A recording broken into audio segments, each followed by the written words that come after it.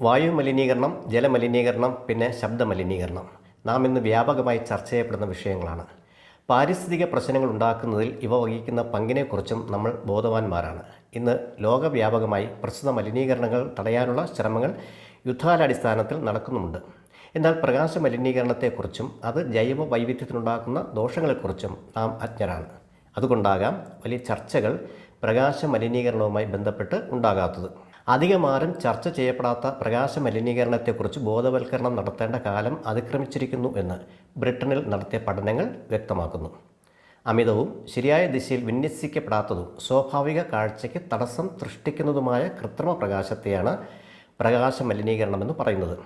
ഈ മലിനീകരണം ഭൂമിയുടെ വേഷപ്പകർച്ചയായ പകലിനെയും രാത്രിയെയും അതിനനുസരിച്ച് ജീവിക്കുന്ന ജന്തുക്കളുടെയും അവയുടെ സ്വാഭാവിക പ്രക്രിയകളെയും താളം തെറ്റിക്കുന്നു എന്ന് ശാസ്ത്രലോകം തിരിച്ചറിഞ്ഞിരിക്കുന്നു.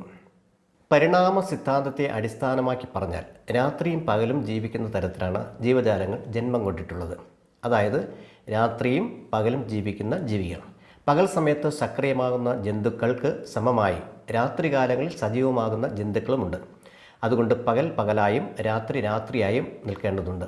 എന്നാൽ പ്രകാശ മലിനീകരണം രാത്രികാല ജീവികളെ മാത്രമല്ല പകൽ ജീവികളെയും പ്രതികൂലമായി ബാധിക്കുന്നു എന്നാണ് പഠനങ്ങൾ സൂചിപ്പിക്കുന്നത്.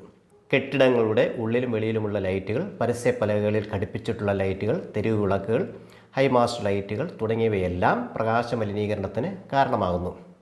ഇപ്രകാരമുണ്ടാകുന്ന പ്രകാശ മലിനീകരണം വിവിധ പേരുകളിലാണ് അറിയുന്നത്. ഒരു വീട്ടിൽ നിന്നുള്ള പ്രകാശം അയൽക്കാരന് അസ്വസ്ഥത ഉണ്ടാക്കിയാൽ അതിനെ ലൈറ്റ് ട്രസ്പാസ് എന്നും, ആവശ്യത്തിൽ കൂടുതൽ കൃത്രിമ വിളക്കുകൾ ഉപയോഗിച്ചാൽ അതിനെ ഓവർ ഇലൂമിനേഷൻ എന്നും, കാഴ്ചയ്ക്ക് മങ്ങലേൽപ്പിക്കുന്ന തീക്ഷ്ണ പ്രകാശത്തെ ഗ്ലെയർ എന്നും, വൈദ്യുത വിളക്കുകൾ തെറ്റായ രീതിയിൽ ധാരാളമായി ഉപയോഗിക്കുമ്പോൾ ഉണ്ടാകുന്ന മലിനീകരണത്തെ ക്ലട്ടർ എന്നും പറയുന്നു. ഭൂമിയിലെ ആവാസ വ്യവസ്ഥ താറുമാറാകാൻ പ്രകാശ മലിനീകരണം കാരണമാകുമെന്ന് ശാസ്ത്രജ്ഞന്മാർ മുന്നറിയിപ്പ് നൽകുന്നുണ്ട്. എല്ലാ ജീവികളിലും ഒരു ജൈവ ഘടികാരം പ്രവർത്തിക്കുന്നുണ്ട്. നമ്മുടെ ശരീരത്തിലെ ജൈവ ഘടികാരമാണ് പീനിയൽ ഗ്രന്ഥി. തലച്ചോറാണ് അതിൻ്റെ സ്ഥാനം. ഈ ഗ്രന്ഥി ഉൽപ്പാദിപ്പിക്കുന്ന ഒരു ഹോർമോണാണ് മെലാട്ടോണിൻ. ആന്തരികമായ സമയവിവരപ്പട്ടിക രൂപപ്പെടുത്തുന്നതിൽ മുഖ്യ പങ്ക് വഹിക്കുന്ന ഹോർമോണാണ് മെലാട്ടോണിൻ. ഈ ഹോർമോണിൻ്റെ ഉൽപ്പാദനം റെട്ടീനയിൽ വീഴുന്ന പ്രകാശത്തെ ആശ്രയിച്ചാണ് ഇരിക്കുന്നത്. എപ്പോഴാണോ കണ്ണിൽ പ്രകാശം വീഴാതിരിക്കുന്നത് അന്നേരം പീനിയൽ ഗ്രന്ഥി മെലാട്ടോണിൻ ഉൽപ്പാദിപ്പിക്കുകയും നമ്മെ ഉറക്കത്തിലേക്ക് കൂട്ടിക്കൊണ്ടുപോവുകയും ചെയ്യും. കണ്ണടച്ചിരിക്കുമ്പോൾ ഉറക്കം വരുന്നതിൻ്റെയും കണ്ണ് തുറന്നിരിക്കുമ്പോൾ ഉറക്കം വരാതിരിക്കുന്നതിൻ്റെയും കാരണം മറ്റൊന്നല്ല.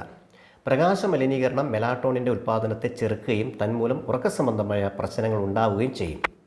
ഉറക്കം പ്രകൃതി നിയമമാണ്. ഉറങ്ങേണ്ട സമയത്ത് ഉറങ്ങിയാൽ മാത്രമേ ജീവൽ പ്രവർത്തനങ്ങൾ കുറ്റമറ്റ രീതിയിൽ നടക്കുകയുള്ളൂ. ഉറങ്ങുന്ന വേളയിൽ, അതായത് 5-6 മണിക്കൂർ കൊണ്ട് നമ്മുടെ ശരീരത്തിൽ നിന്നും പരമാവധി മാലിന്യങ്ങളെ കിഡ്നി നീക്കം ചെയ്യും. ഉറങ്ങി എണീക്കുമ്പോൾ ഉന്മേഷവാന്മാരായി കാണുന്നതിൻ്റെ സാങ്കത്യം മറ്റൊന്നല്ല, മാലിന്യമുക്ത രക്തം തലച്ചോറിന് കിട്ടുന്നതുകൊണ്ടാണ്. ഉറക്കം തടസ്സപ്പെട്ട് ഉണർന്നിരുന്നാലോ കൂടുതൽ മാലിന്യങ്ങൾ രക്തത്തിൽ കുമിഞ്ഞുകൂടുകയും രക്തം കൂടുതൽ മലിനമാകുകയും ചെയ്യും. രാത്രിയിലെ പ്രകാശം ജൈവ ഘടികാരത്തിൻ്റെ താളം തെറ്റിച്ച് ഉറക്കക്കുറവ്, തലവേദന, മാനസിക ശാരീരിക പ്രശ്നങ്ങൾ തുടങ്ങിയവയ്ക്ക് കാരണമാകുമെന്ന് ആധുനിക ഗവേഷണം പറയുന്നു. പ്രകൃതിയുടെ കണക്ക് പുസ്തകത്തിൽ ന്യൂനപക്ഷങ്ങളിൽ ന്യൂനപക്ഷമാണ് മനുഷ്യൻ. ഈ മനുഷ്യനാണ് പ്രകാശ മലിനീകരണത്തിന് കാരണക്കാരനും. മനുഷ്യരിൽ അനാവശ്യ പ്രകാശം ഗുരുതരങ്ങളായ ആരോഗ്യ പ്രശ്നങ്ങൾ ഉണ്ടാക്കുമെന്ന് പറയുമ്പോൾ എണ്ണം കൊണ്ടും വൈവിധ്യം കൊണ്ടും സമ്പന്നമായ മറ്റു ജീവികളുടെ അവസ്ഥ ഒന്ന് ആലോചിച്ച് നോക്കൂ. രാത്രികാല ജീവികളെയാണ് പ്രകാശ മലിനീകരണം ഏറ്റവും കൂടുതൽ ബാധിക്കുന്നത്. ചില ജീവികൾ ക്രമാതീതമായി പെരുകുന്നതിനും മറ്റു ചിലതിൻ്റെ നാശത്തിനും പ്രകാശ മലിനീകരണം കാരണമാകുമെന്ന് പഠനങ്ങൾ വ്യക്തമാക്കുന്നു. മാത്രമല്ല, അനാവശ്യ പ്രകാശത്തിൻ്റെ കടന്നുവരവ് രാത്രി ജീവികളുടെ ജീവിതം താളം തെറ്റിക്കും.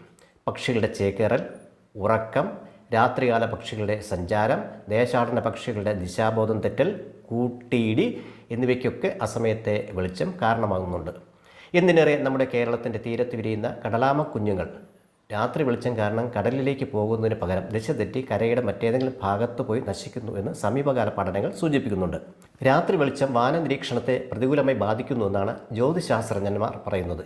തെളിഞ്ഞ ആകാശത്തിൽ നഗ്ന നേത്രങ്ങൾ കൊണ്ട് ഏകദേശം 6000 നക്ഷത്രങ്ങളെ കണ്ടിരുന്ന സ്ഥാനത്ത് നഗരങ്ങളിൽ ഇപ്പോൾ അതിൻ്റെ 1/4 പോലും കാണാൻ കഴിയുന്നില്ലെന്ന് വിലപിക്കുമ്പോൾ വില്ലൻ മറ്റാരുമല്ല, അമിതമായ രാത്രി വെളിച്ചം തന്നെയാണ്.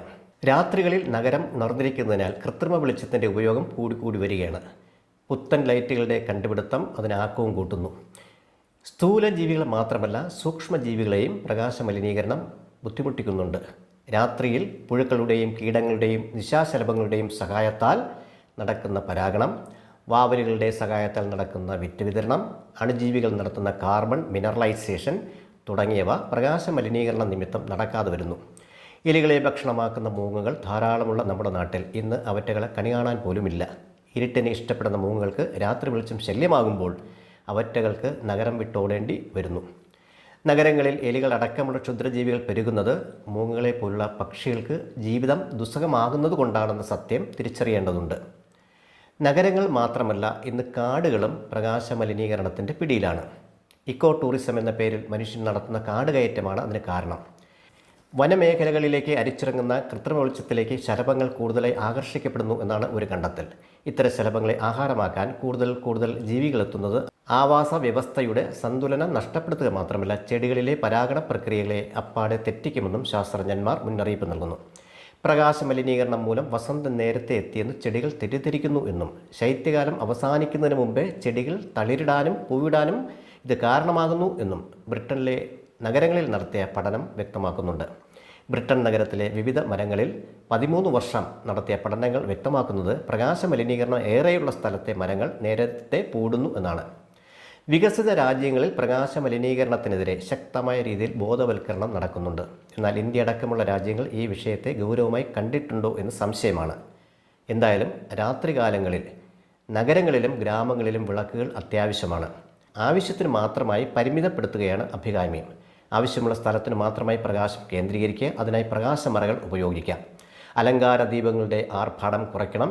തെരുവിളക്കുകളുടെ കാര്യത്തിൽ മിതത്വം പാലിക്കണം. ആവശ്യമില്ലാത്തടത്ത് ഹൈമാസ്റ്റ് ലൈറ്റുകൾ സ്ഥാപിക്കുന്നത് തടയണം. നാടിൻ്റെ വികസനമെന്നാൽ ഹൈമാസ്റ്റ് ലൈറ്റുകൾ സ്ഥാപിക്കുന്നതല്ലെന്ന് ജനപ്രതിനിധികളെ ബോധ്യപ്പെടുത്തണം. വീടിന് പുറത്തുള്ള ലൈറ്റുകൾ 10 മണി കഴിഞ്ഞ് ഓഫാക്കണം. ഇക്കോ ടൂറിസം എന്ന പേരിൽ പദ്ധതികൾ നടപ്പിലാക്കുമ്പോൾ പ്രകൃതിയുടെ വന്യത നഷ്ടപ്പെടാതിരിക്കാൻ അധികാരികൾ ശ്രദ്ധിക്കണം. അതുവഴി അനാവശ്യ പ്രകാശം നമുക്ക് ഒഴിവാക്കാനാകും.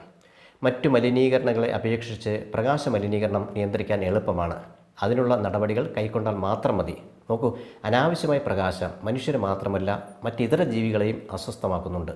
മനുഷ്യൻ ഒരുപക്ഷെ പ്രതികരിച്ചെന്നിരിക്കും. വാവിടാ പ്രാണികൾക്ക് എങ്ങനെയാണ് പ്രതികരിക്കാനാവുക? മനുഷ്യൻ വിവേകിയല്ലേ? ആരെയും അസ്വസ്ഥരാക്കാതെ നമുക്ക് ജീവിക്കാം. പകൽ പ്രകാശമാനമായി തന്നെ നിൽക്കട്ടെ. രാത്രിക്ക് ഇരുട്ടാണ് നല്ലത്. നന്ദി.